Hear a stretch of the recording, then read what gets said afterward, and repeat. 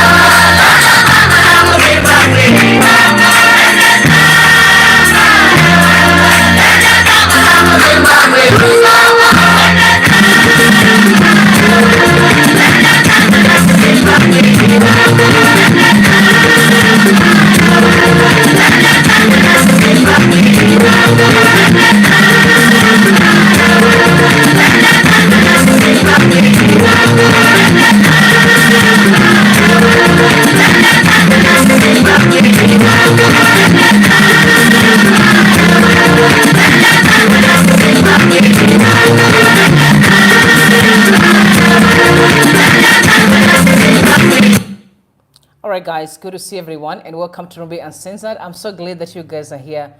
I understand the power of words. You know what I mean? Words are very powerful. This song is prophetic. For those who doesn't understand, relax. Chikuno sangana ku Zimbabwe. It is what it is. The devil, like it or not, we are going to meet at home very soon. Actually, very, very soon. Everybody.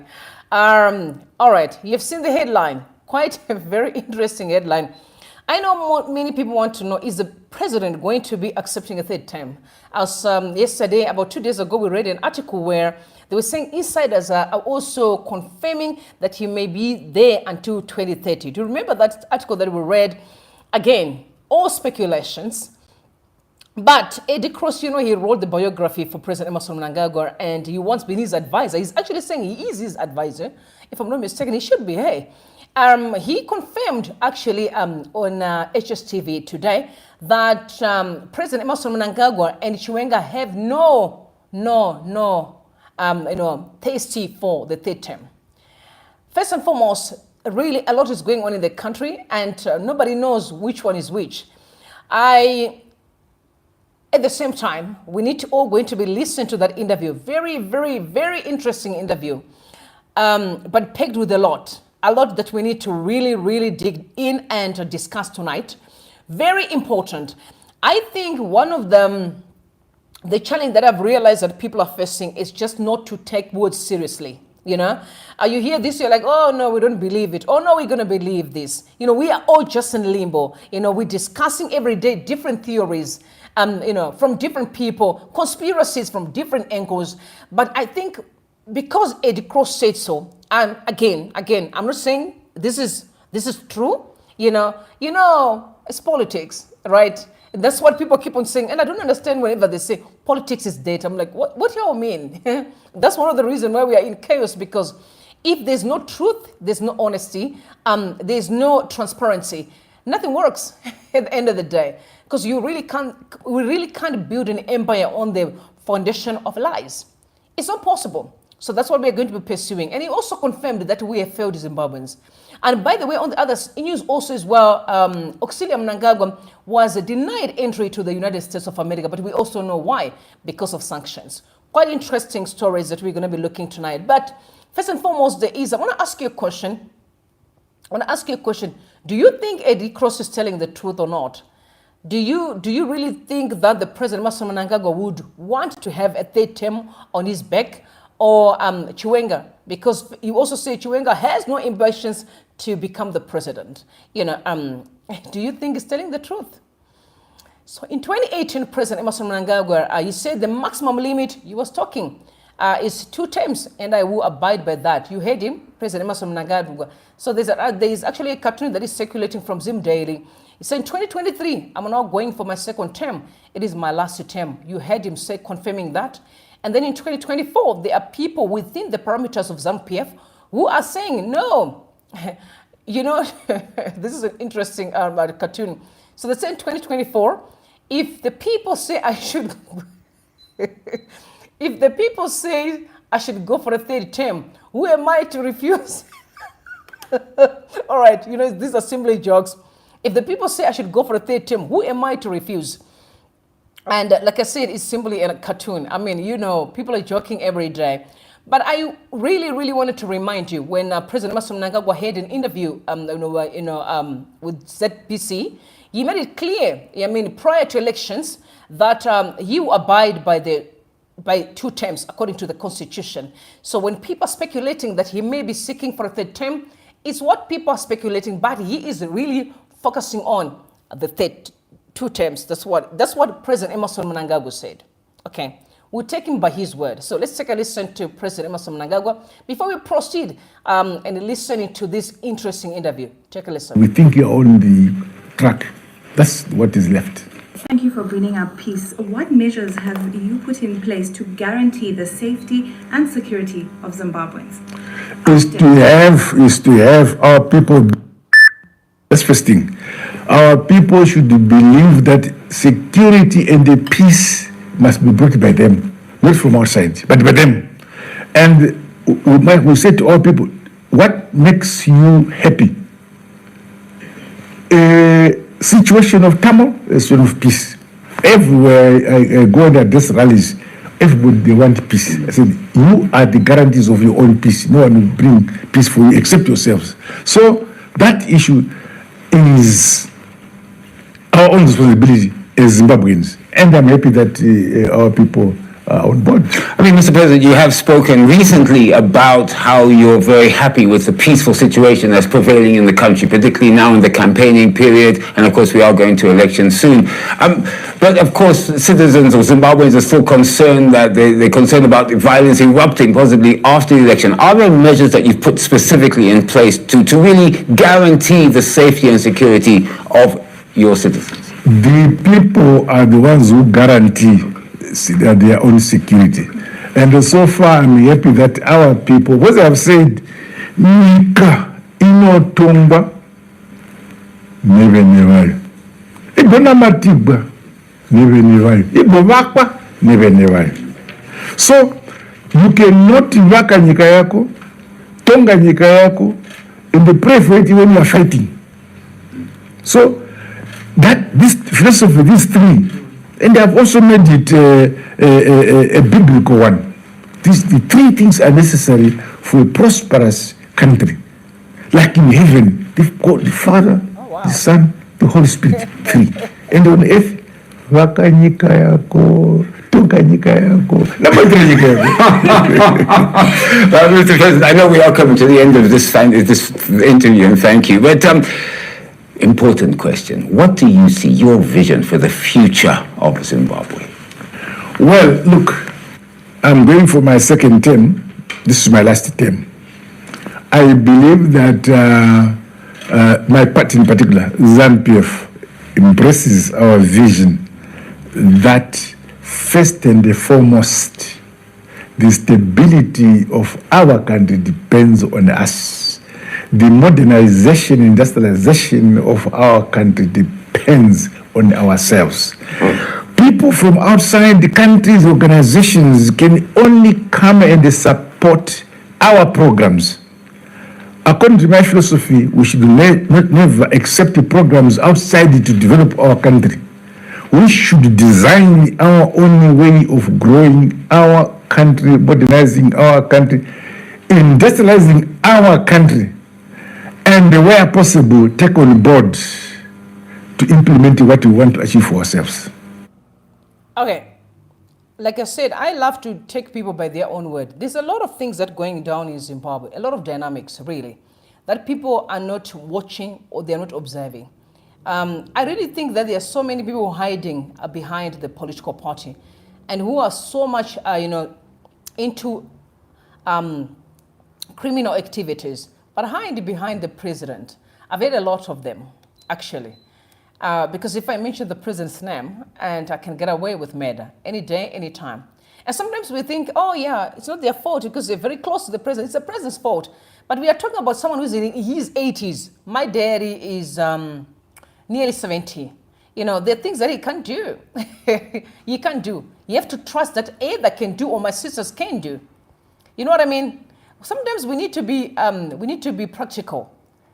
We really need to be practical. There are reasons why we have ministers. There are reasons why we have member of parliaments. It's because there are some of the duties that they need to take on. Even though we may say at the end of the day, everything falls on the back of the president. I get that.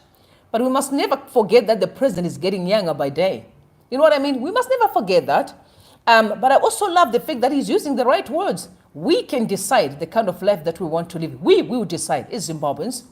It's our responsibility. Sometimes it just takes a change of mind to believe that we deserve a better life. And then what do we do afterwards? We take steps to make sure that we achieve that. It is that simple. If those that are on the other side can take steps to make sure they keep us in poverty or in suffering, what stops us from taking steps, making sure that we are on our way to freedom and on our way to success? It will just take a change of mind, in my opinion. A change of mind is really, really required in the country because there will never be a new Zimbabwe without us changing. Our thinking has to change. The way we treat each other has to change. Honestly. Otherwise, there won't be any new Zimbabwe because the people have to change and the society begin to change. He's right. He's saying the right words. But the question is, what will be happening afterwards? But I guess the interview that we are going to listen to from Eddie Cross will really going to show us what's going on in that country. This is why I say sometimes it's important for us to follow through these interviews and listen carefully. And really not listening because of, with emotions, but a very, very subtle, calm, taking word by word with understanding. And then we are able to know what's the way forward. Every time, it can't be all about politics because people are hiding behind politics and they're doing the worst, just using politics as a banner. This is what we need to put a stop to as a Zimbabwean people to say, Time of manipulating political parties for your personal gain is gone. Some people just came from nowhere, from the back, from the street to the front because of politics. We've seen people being recalled out of parliament because of politics. When you talk about the capturing of our state institutions are being caused by what? Politics. If there was no dirty politics and all this nonsense, we wouldn't be where we are today. But this is why we need to do away with that political mentality that I need to belong to this in order to get that. It has to end. But who is going to stop it? You and I. We have to start. Many people may be in ZANU-PF not because they love the leadership, but because they want the benefits. They want to commit crime, hiding behind the political party. A lot of people are committing crime in the country. As a matter of fact, Zimbabwe is being run by most criminals. It is, when you listen to Eddie Cross, you will know that we are not a poor country. We are extremely rich. But we have just literally letting these thieves getting away with everything. They get away with murder daily. We allow them. Honestly. And when I say we, I mean everybody, every Zimbabwean. Where there's a neighbor, where there's someone who's benefiting, where there's a child, where there's an uncle, we are allowing this as a community. Because if we really think that we deserve better, we will stop and build a Zimbabwe that we know is best for all of us. Whether you're benefiting or you don't.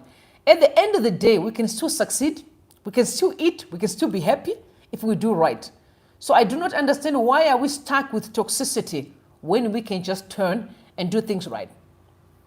So very interesting headline from Daily News. Chiwenga won't be president. When I listened to the entire interview, that's when I realized where they picked up this information.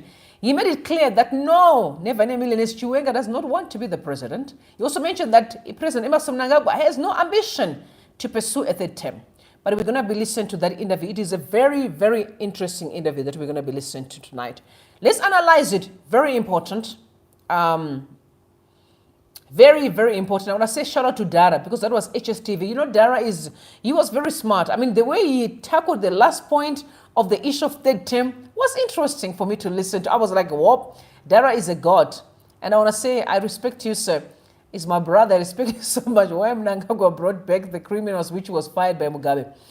I think one thing that I've realized is that there's quite a number of things why. Remember, he's not a president for himself, guys. He's a president for a political party. Don't forget, we talk about ZANU-PF as a political party before we even talk about Zimbabwe. So you can't survive on your own in that political party. You have to be with other people. In other words, is whether people are good or not, you have to be working with everybody. Some people are thieves. Some people will lie to you. Like I said, the president is getting younger. That's why I'm a bit gracious towards some of the actions. And I know other people may argue and say, but I mean, there's a lot of things that has been going on in the country. I get it, a million times. But at the end of the day, I'm gracious because I know that he is getting younger. So let's take a listen, please, and go through this interview. Very powerful interview. Was moving about 4 million litres of fuel a day. Neighbouring states said to the minister, why can't you supply us with fuel? Botswana, Zambia, Congo. So he contacted me and he said, Eddie, can you look for a partner who might build a second pipeline? So I said, sure we can. So we then negotiated with the Mining, Oil and Gas Company of South Africa for them to build a second pipeline from Barry to Harare on the same basis we did the original one back in 1987. I built the original one in 87 when I was chief executive of the Barra Corridor Group. When we did that, we negotiated the deal, and then 2013 came and MDC lost power. So the Minister of Energy changed, and we had a ZANU-PF Minister of Energy. He immediately took a bribe from the industry. And as a result of the bribe, he gave them control on the pipeline. Now, the guys who then controlled the pipeline, one of their directors was Kuda Tagwarai. And they recognized the new pipeline would be a threat to the old pipeline because our pipeline would be cheaper to operate. It's bigger, okay? And they opposed it. So for 10 years, I fought Kuda. Not this way, but metaphorically. Saw ministers chase people and pushed and so on. And it wasn't until Emerson became president in 2017. And he didn't do it immediately, he did it in 2019. He called me in and he said, I want to revive the second pipeline. And he appointed Dan Mackenzie Ngube, who's an engineer, as chairman of NOIC, and instructed him to take the pipeline back from Tagwarai, which he did in 2019. And Tagwarai was then instructed, you get out of the fuel business. We don't want you in there anymore. And of course, Tagwarai is close to Mr. President. And he did that, and I was then told, get on with the pipeline. So we are now in the position where we're waiting for Mozambique to approve their side of the pipeline. When that happens, we'll start building it. Are you saying Kuda Tagwarai is now out of the fuel business? Completely. And that's the president's decision. Well, you know what he's doing now. You know, Kuda was Kuvimba. He took all the money that he got from the fuel business all the disposal of his sales and disposing of putting the pipeline back to Noik, because he had 50% of the pipeline shares. And Noik bought him out. He then a lot of money. He bought properties and put it into Kuvemba. Now Kuvemba has been taken over by the National Wealth Fund. And Kuda remains with his commercial and banking interests. Why is this happening? Is this politics? Is this pure business decision? What is it? Can you separate business from politics? You tell me. I'm No. just a journalist. You can't. You can't. Not at that level. These are big deals. These are big deals. And there's no doubt about it that Mugabe benefited very substantially from Kuda's activities. Very substantially. And this current regime is not benefiting from Kuda's activities. The whole system has been dismantled. But if you ask a person on the street, you'd hear the name Queen Bee. You'd hear that. That's no longer true. You'd hear that. He's become extremely rich. Look, Kuda is extremely bright. It wasn't that he was penniless when he went into this operation. It wasn't his political connections that made him rich. He owned a company, a fuel company, one of the bigger ones, and then the Trafigura guys bought him out, but made him a director, and then Trafigura trebled the size of the business because they are the third largest trading company in the world. So it was under Trafigura that he made very, very substantial money. And he's still a very wealthy man. He's still a billionaire. He's a billionaire, but it's his own money.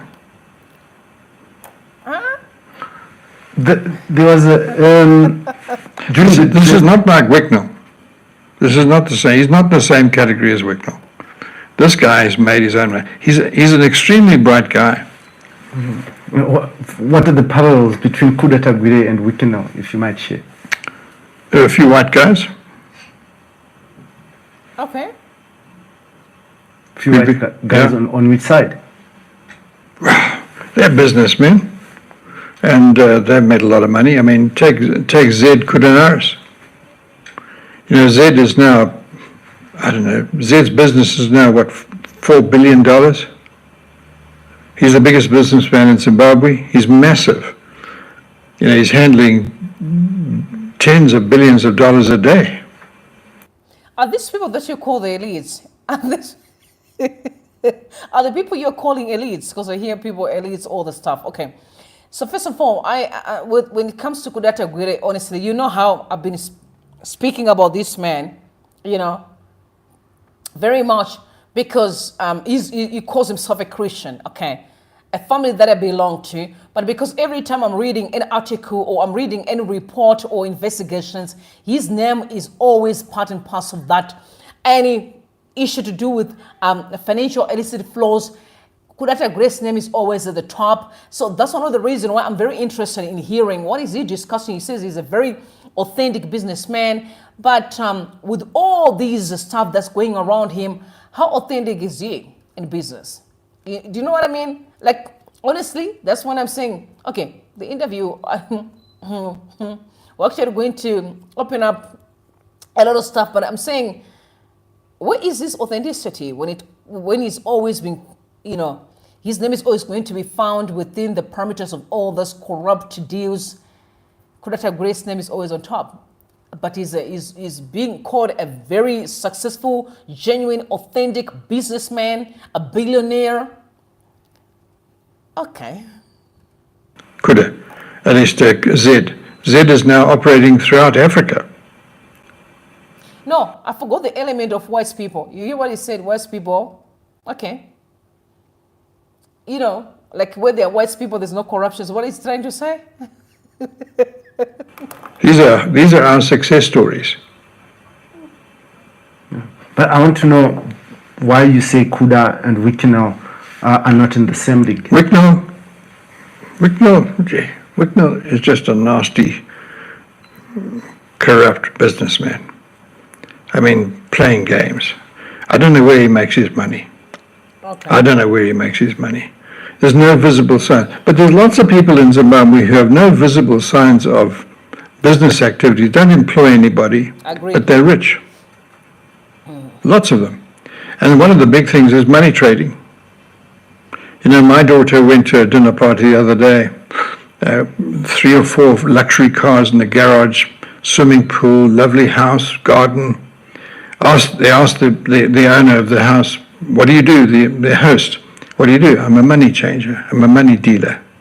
Doesn't employ anybody, doesn't create anything, doesn't make anything, but he's a multi-millionaire. You sat on the RBZ Monetary Policy Committee. And you oversaw this money exchange Yes. and dealing on the street. So you failed Zimbabwe. I didn't last long. Do you ever ask yourself the question why I was fired? Why were you fired, Eddie? Because I was too outspoken. Yeah. In our money business in this country, Yeah. where do we locate the problem, Eddie? I think it's partly the Reserve Bank. I think the Reserve Bank's been printing money.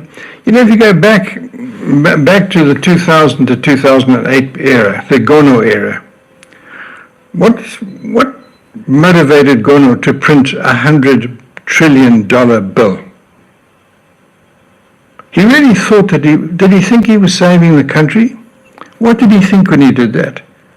There's not a Reserve Bank governor in the world which would do those kind of crazy things. Okay? One did in Zimbabwe. Yeah, he did. And he nearly destroyed the country. This economy, we were a failed state in 2008. Are we any better now? Yes, we are. We're in a completely different situation. I'm dealing with the food crisis right now, trying to assist government, because several weeks ago we recognized that we were facing a real crisis this winter. And we're going to have to import very substantial quantities of food. But Eddie, you're saying we have to import very substantial quantities of food.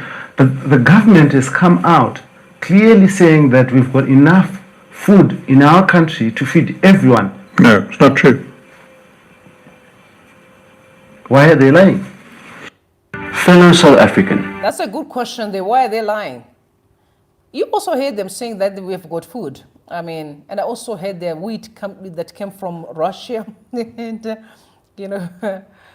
you ask yourself questions, why are people lying? If we do not have, we don't have. What's the point of lying? People are just lying left, right, and center. People are simply lying. Politicians, man. They're politicians. One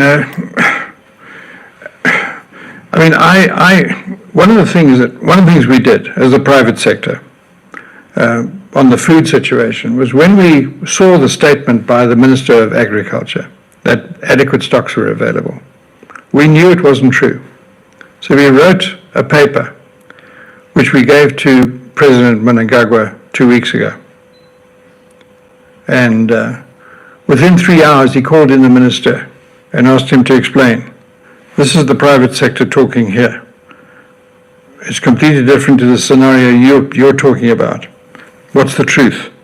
And the following Tuesday at Parliament, at Cabinet level, our estimates were included and discussed and accepted.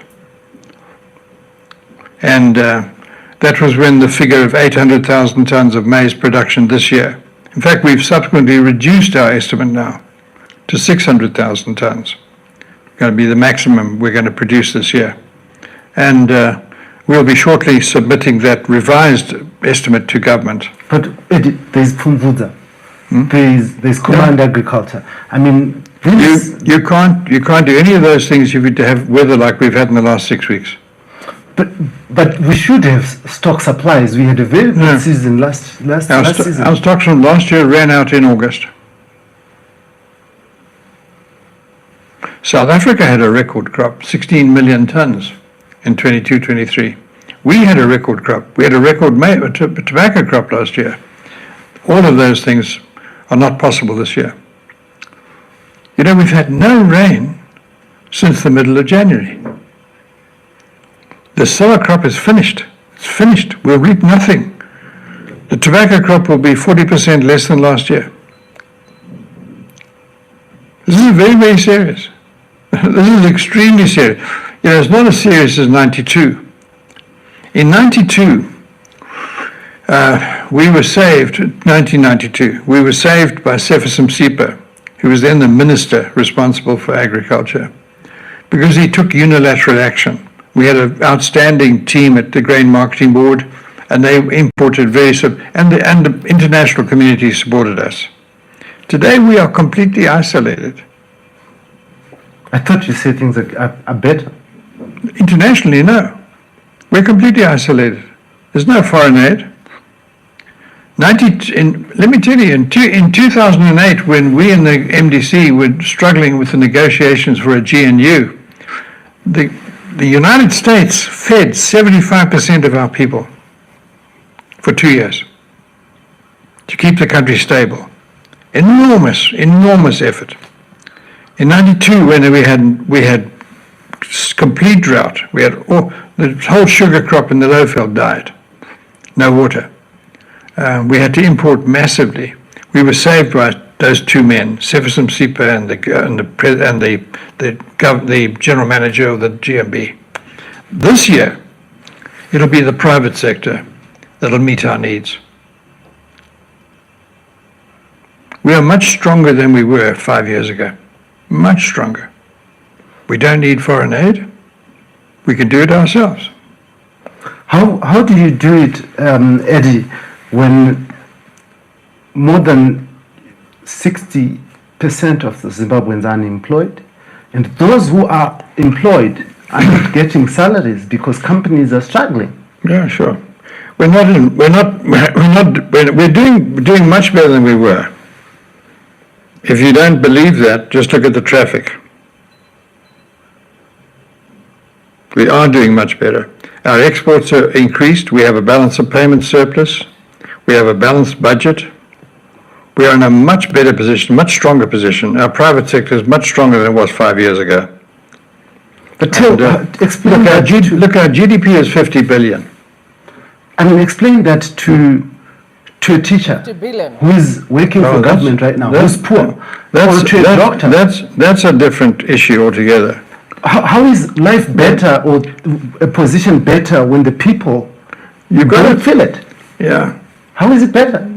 You've got to remember that we have limited resources. Why? Our economy is largely informal. How big is our informal sector? You say people are 60%. No. We only employ about 10% of our adult population. It's 90%. How do you think that 90% is making money? They're selling money, like you said, aren't they? They're doing all sorts of things. You know that. How many mashikashikas are operating in Harare? 100,000? Is that doing better, Eddie? They're making money. But is that doing better for a country? Well, unfortunately, that's the way it is. That's the way it is. Our economy is largely informal. If you go to Mbari, to Mnangagwa, what do you see? What do you see? I see rotting farm produce. Oh, come on. Be serious now. That is Let me tell you, the market in Mbari is one of those important food markets in Africa. Last year, they handled 250,000 tons of potatoes. Mbari is thriving. It's a big business center. Our informal sector is huge. It's huge. And people make money. Don't tell me they don't make money. They do make money. We've got the biggest building boom in our history. Who's building all these houses in the towns? You drive out to Seki, drive to Dombashawa, drive to Rua, drive to Harare South. Hundreds and thousands of houses under construction. We're selling 5 million tons of cement a year. Where does the money come from? Eddie, you're talking about this. The local authority is odd. People are failing to pay rates. The schools, parents are failing to pay school fees for their children. So, has there been any difference to the past? No, but you're talking of a something that is glowing. But people are suffering, Eddie. Are you disputing that? But let me tell you this. Yes. Let me tell you this. 1987, I went down to Mozambique for the first time when I was Barra Corridor General Manager. 500,000 people died of hunger, starvation that year in Mozambique. Have you ever seen what that looks like? Have you ever been into villages where people were literally dying? There was no food. There was no food. There was no water. Talk about jobs. I've never seen those conditions in Zimbabwe. I don't see them today. At 2008, we had 150,000 cases of cholera in Harare. Infant mortality of children under 5 was the highest in the world. We had the highest death rate of women in childbirth in the world. We were a failed state. Our hospitals were simply not open. They weren't functioning. Our schools were closed. 73% of all the children in school were not in school. They were not in school. It wasn't a question of them going to school and being inadequately educated. They were not in school because the schools were closed. Right now the schools are open? Yeah, but we don't have enough money to run them. Yeah. And the international community doesn't help us. Let's take a short break and we'll be right back. All right, you know what I've realized here while I'm listening to Eddie Cross is that we are forgetting that we are dealing with two different generations.